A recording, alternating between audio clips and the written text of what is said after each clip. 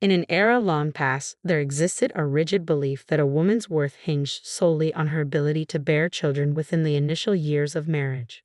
This archaic notion, however, stands in stark contrast to the progressive values of modern society. Regrettably, remnants of this outdated mindset still linger, perpetuating the harmful stereotype that a woman's purpose rests solely in her ability to conceive and give birth. Allow me to introduce myself. I am Ashley, a 25-year-old homemaker. Despite my tender age, I find myself unable to conceive. My journey has been marred by physical frailty since childhood, rendering me frequently absent from school due to illness. The consequence of my fragile constitution left me withdrawn, with pallid skin and a slight frame, a stark contrast to the vibrant health of my elder sister, Emily, who garnered all the affection and attention from our parents. Emily, a year my senior, embodied the epitome of vitality with her cherubic cheeks and enchanting gaze. Meanwhile, I languished in the shadow of my siblings' robustness, deemed by my parents as a defective entity, a burden they wished would soon be lifted. Their affections lavished solely upon Emily, I was relegated to the sidelines, a mere afterthought in their eyes. In times past, there persisted a belief: a woman who could conceive after 3 years of marriage was deemed worthless. Such notions now appear woefully outdated in the context of modern society. It's a regressive mindset, one that sadly endures where some still harbor the assumption that all women should and will bear children, stigmatizing those unable to do so as worthless. My name is Ashley. I'm a 25-year-old housewife, incapable of conceiving. My journey has been fraught with frailty since childhood, rendering me frequently sickly and weak. With little physical vigor, school often eluded me, leaving me isolated and shy with pallid skin and a slender frame. My parents regarded me as defective and despised my existence, showering affection solely upon my older sister Emily, who, unlike me, enjoyed robust health with rosy cheeks and luminous eyes.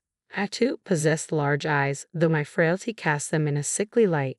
Amidst our affluent upbringing, my parents doted solely on Emily, indulging her every whim while I languished in neglect.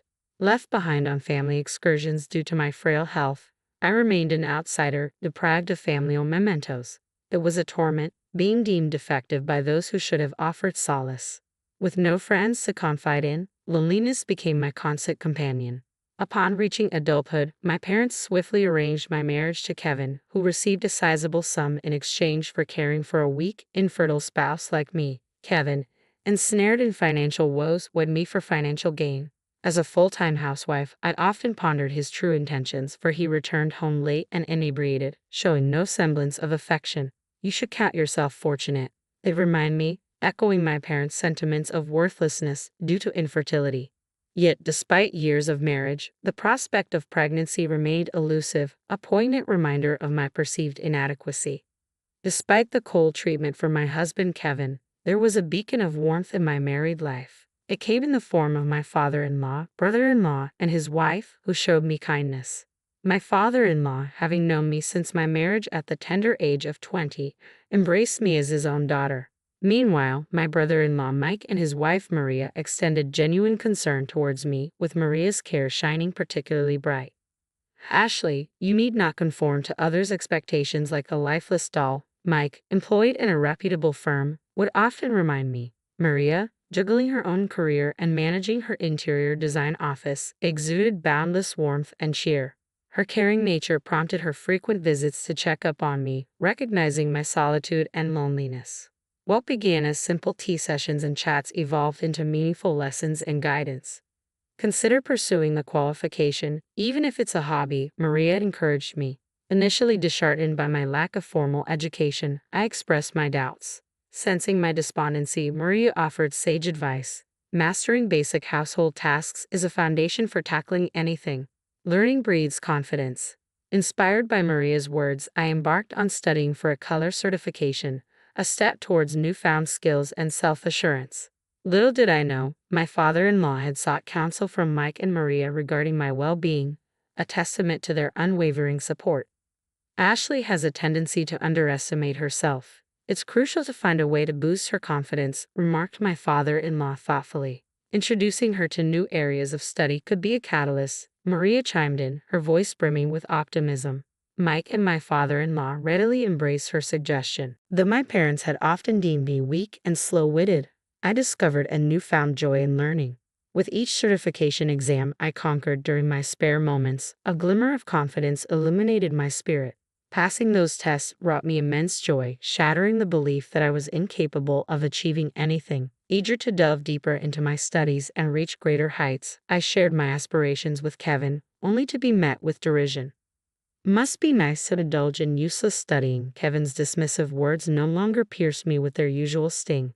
Instead, they ignited a flame of anger within me, unleashing years of suppressed emotions. Is that the sentiment one expresses when living off his wife's family's wealth?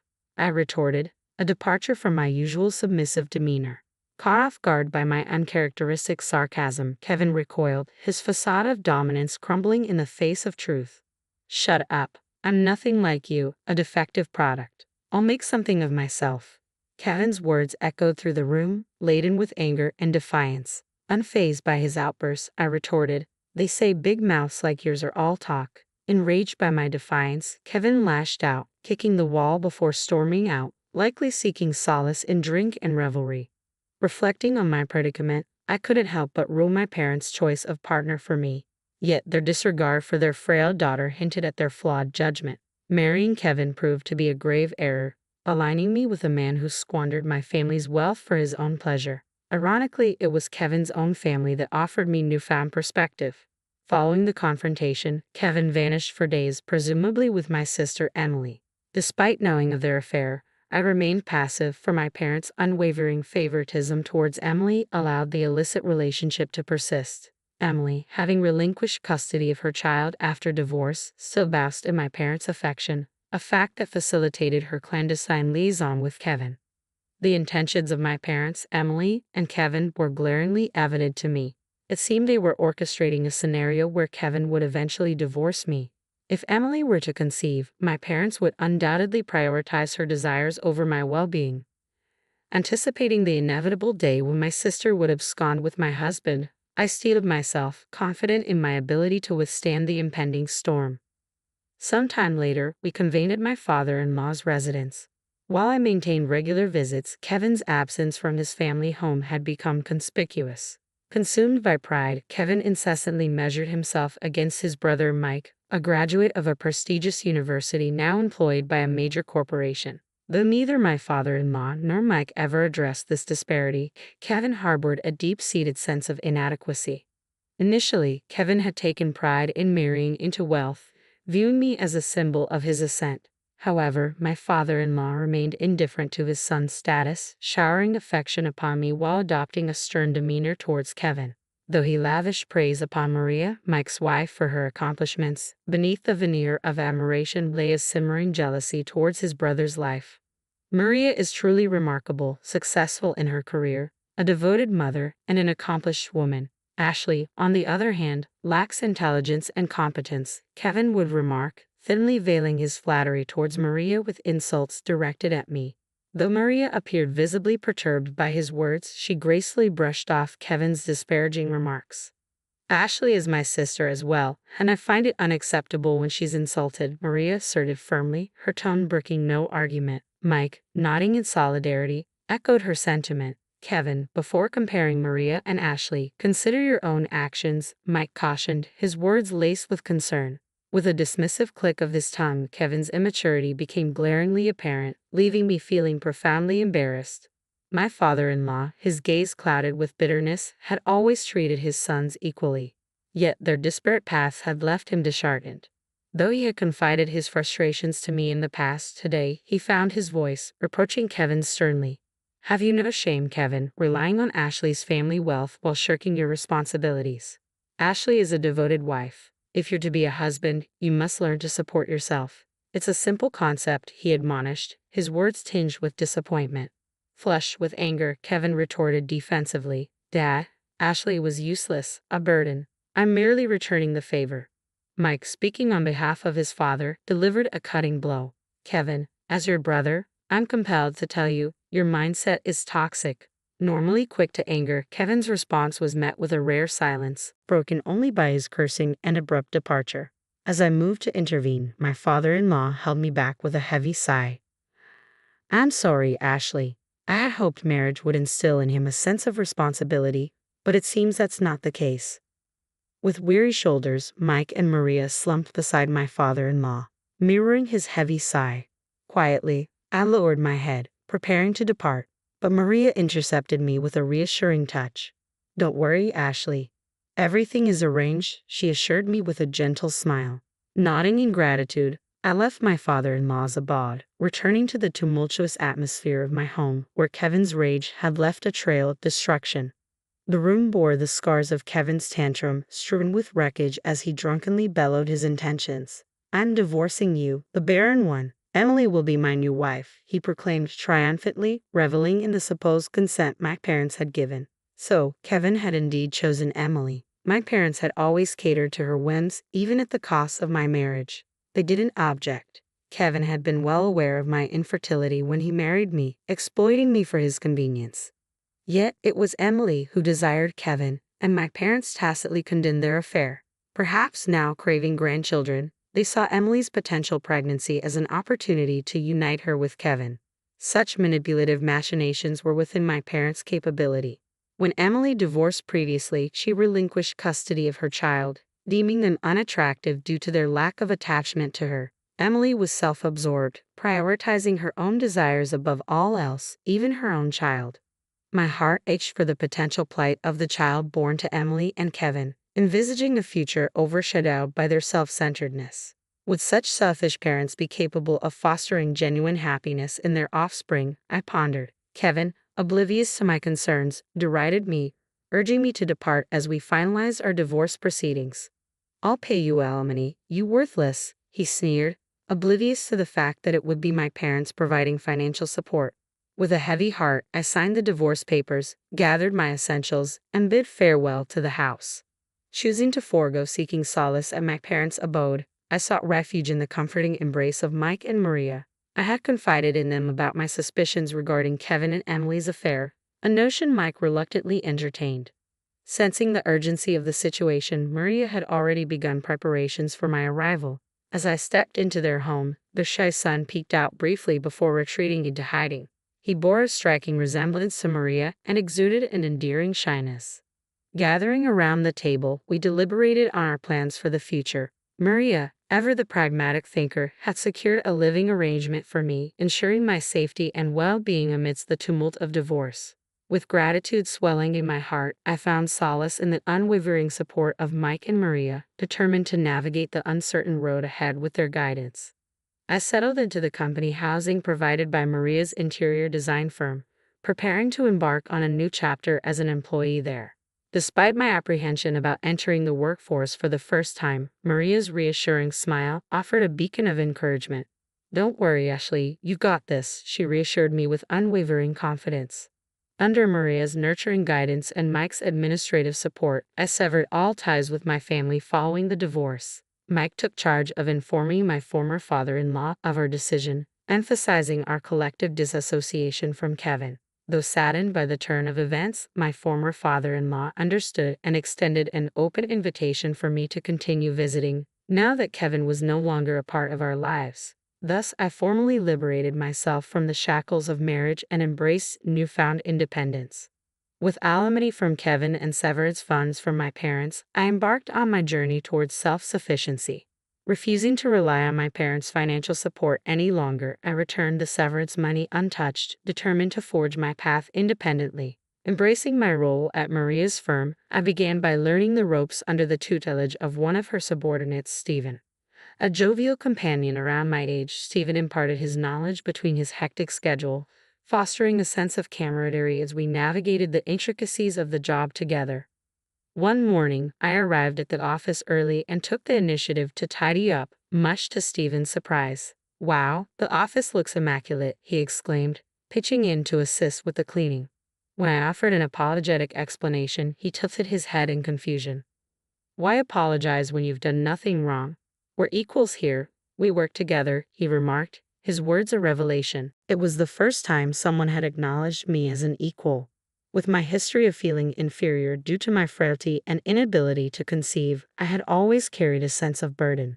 Yet Stephen, with his competence, should have held a higher position, yet he dismissed my concerns with a laugh, emphasizing our equality through collaboration. It was a humbling realization, encountering such kindness and generosity.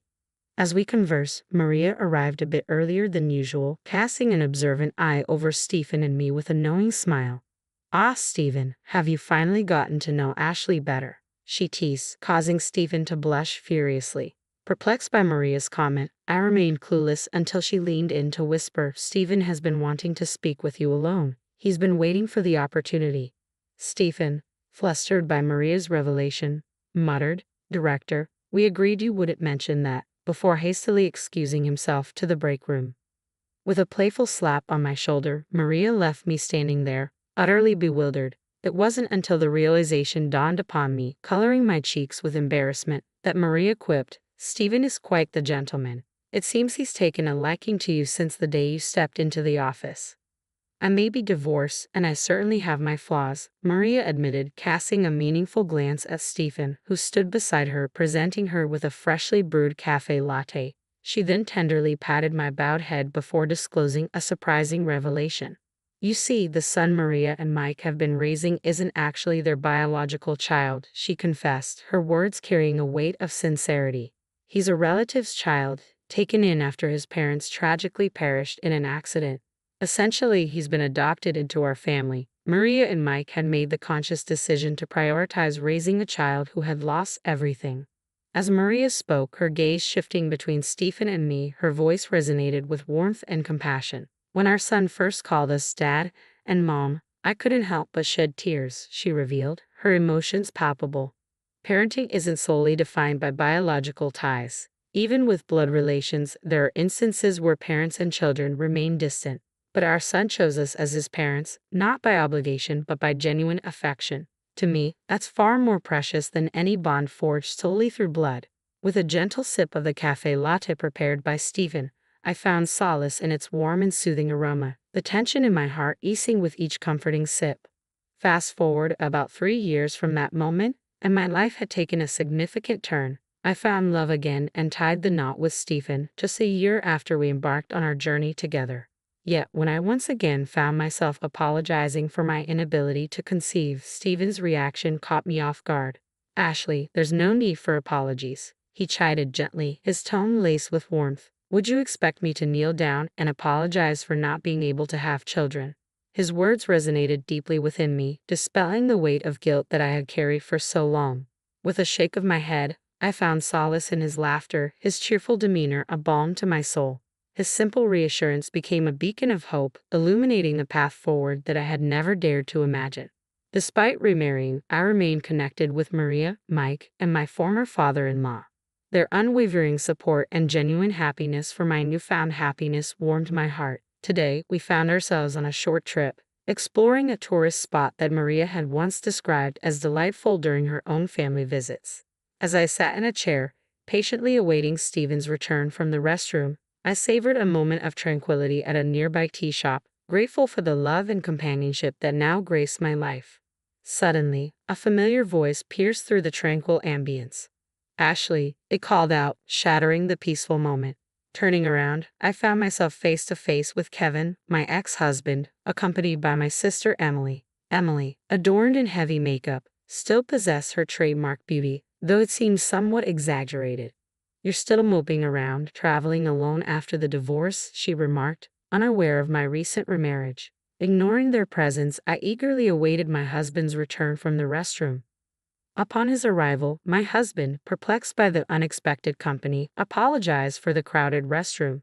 His puzzled expression spoke volumes, silently questioning the identity of our uninvited guests. Desperate to depart from the uncomfortable encounter, I urged my husband to leave, hoping to avoid further confrontation. Yet Emily's derisive tone cut through the air as she mocked me for finding another partner despite my perceived shortcomings. Attempting to maintain composure, my husband intervened, asserting his role as my spouse.